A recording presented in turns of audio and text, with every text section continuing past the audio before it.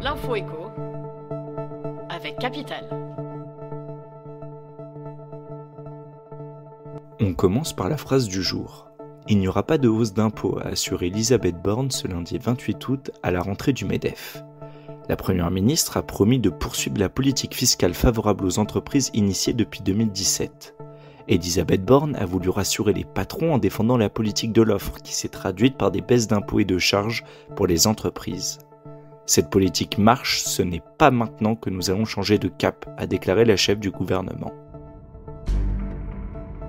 On enchaîne par le chiffre du jour, 1%. C'est la baisse des tarifs que devrait connaître le marché immobilier cette année selon Thomas Lefebvre. Le directeur scientifique de Se Loger, portail immobilier spécialisé, prévoit un recul des prix encore plus important en 2024. À Paris et Bordeaux, par exemple, on constate déjà des baisses respectives de 2 et 5,7% au premier semestre 2023. Cette chute des prix sera néanmoins insuffisante pour restaurer le pouvoir d'achat immobilier des Français. On continue avec la mauvaise nouvelle du jour. Elle concerne les propriétaires d'un logement inoccupé. Le gouvernement vient en effet de publier un décret qui élargit la liste des villes éligibles à la taxe sur les logements vacants.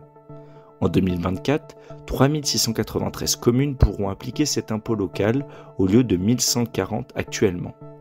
Parmi elles, on trouve près de 300 nouvelles villes de plus de 50 000 habitants. Et surtout 2259 nouvelles communes touristiques, la plupart situées sur des littoraux ou des stations de montagne.